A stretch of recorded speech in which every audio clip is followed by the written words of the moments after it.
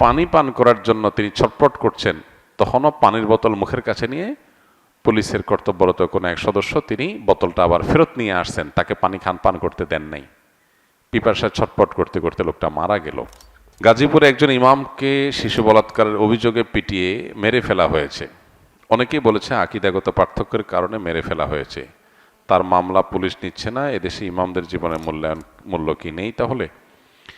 এই ঘটনা আমারও চোখে পড়েছে এবং খুবই অবাক হয়েছি এবং কষ্ট পেয়েছি একই সঙ্গে। একজন ইমাম, তার আকীদা যাই হোক না কেন, তার চিন্তা যাই হোক না কেন, একজন আলিম, একজন সম্মানিত ইমাম, তার বিরুদ্ধে কোনো অভিযোগ উঠলে তিনি দোষী হলে 100 বার তার বিচার হবে।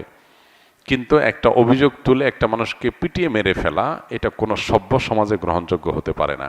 আমি অবাক হয়েছি যে অতি সম্প্রতি এ ধরনের যে সমস্ত মবের ঘটনা ঘটেছে, আইন হাতে তুলে নেওয়ার ঘটনা ঘটেছে, সেগুলোতে যারা সরব ছিল সে মানুষগুলো এই ঘটনায় পরিপূর্ণ নীরব। তাদের মুখ থেকে কোনো আওয়াজ আমরা শুনতে পাই নাই। কি কারণে? কারণ এখানে নিহত লোকটা একজন ইমাম, সেজন্য নিহত লোকটা একজন আলেম, সেজন্য। এই যদি হয় আমাদের সমাজের অবস্থা, তাহলে এই সমাজের জন্য কোনো কল্যাণ অপেক্ষা করছে না। যারা অন্যান্য মবের বিরুদ্ধে সোচ্চার ছিলেন, এখানে এই মবের সাথে যারা জড়িত তাদের বিরুদ্ধে সবাই সোচ্চার থাকা কর্তব্য। একটা লোক অপরাধী হলে, অপরাধ প্রমাণ হওয়ার আগ পর্যন্ত, অভিযুক্ত হলে অপরাধ প্রমাণ হওয়ার আগ পর্যন্ত তাকে অপরাধী বলা যাবে না। এখানে কি ঘটেছে আমরা কেউই জানি না, কিন্তু আমরা এটুকু জানি লোকটাকে পিটিয়ে মেরে ফেলা হয়েছে।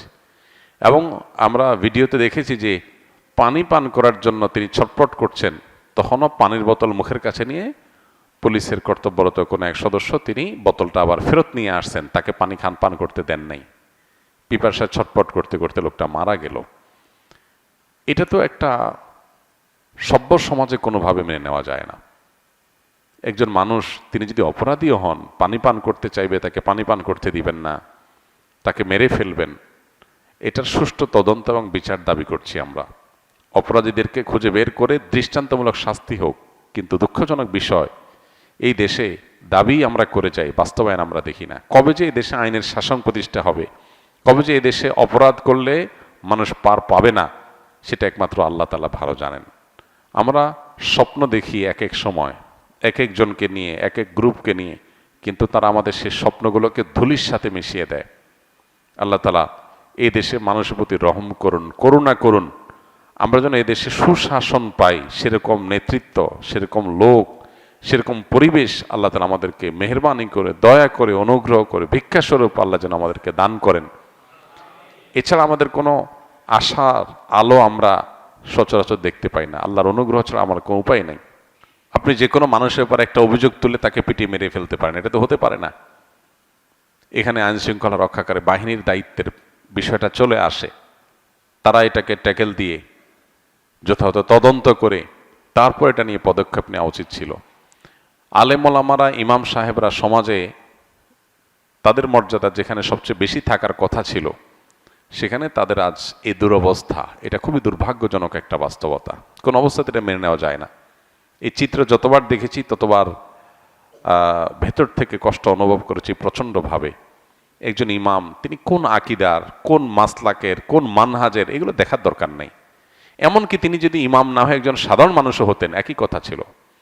ঢাকা ইউনিভার্সিটিতে যখন একজন তরুণকে চুরির মিথ্যা অজুহাতে বা মিথ্যা সত্য যাই হোক, চুরির অভিযোগ তুলে তাকে পিটিয়ে মেরে ফেলা হয়েছে, আমরা সেটার বিরুদ্ধে কথা বলেছি। এভাবে যত রকমের মব হয়েছে আমরা জানতে পারলে সেটা নিয়ে আমরা মুখ খুলেছি। সেখানে একজন ইমামকে এভাবে পিটিয়ে মেরে ফেলা হবে। আমি মূলধারা মিডিয়াগুলোতে এটা নিয়ে তেমন কোনো হইচই দেখি নাই, টকশোগুলোতে সরগরম হতে দেখি নাই।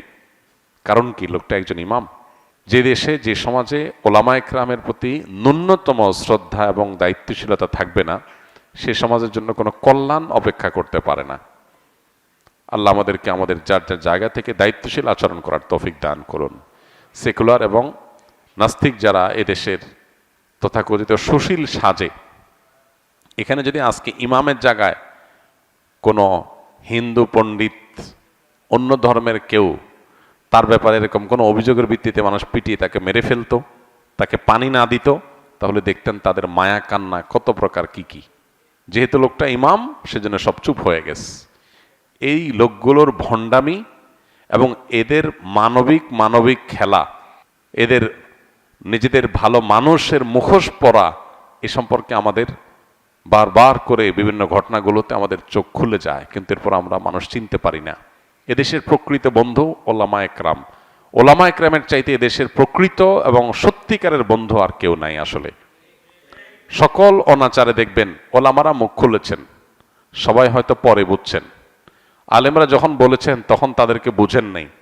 পার্বত্য চট্টগ্রামের স্বাধীনতা বিপন্ন হতে পারে, আলেমরা সবার আগে আশঙ্কা করেছেন এবং সতর্ক করেছেন। খ্রিস্টান মিশনারিগুলো সেখানে নানান ষড়যন্ত্রের বীজ বপন করছে, বহু যুগ আগে থেকে আলেমরা বলে আসছে, আপনারা কানে নেন নাই।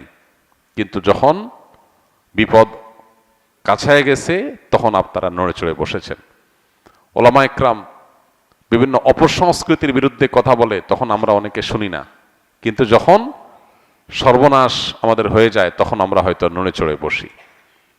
আল্লাহ তাআলা আমাদেরকে সম্বিত যেন ফিরে পাই, আমাদের বিবেচনা বোধ যেন জাগ্রত হয়, সত্য আর অসত্য যেন আমরা বুঝতে পারি, সেই তৌফিক দান করুন। ওলামা একরামের প্রকৃত মর্যাদা, আলেম সমাজের মর্যাদা আমাদেরকে দেওয়ার তৌফিক দান করুন। আলেমদের লেবাস পরে যদি কেউ অন্যায় করে, শতকণ্ঠে আমরা তার বিচার চাই, অবশ্যই তার বিচার করা হোক।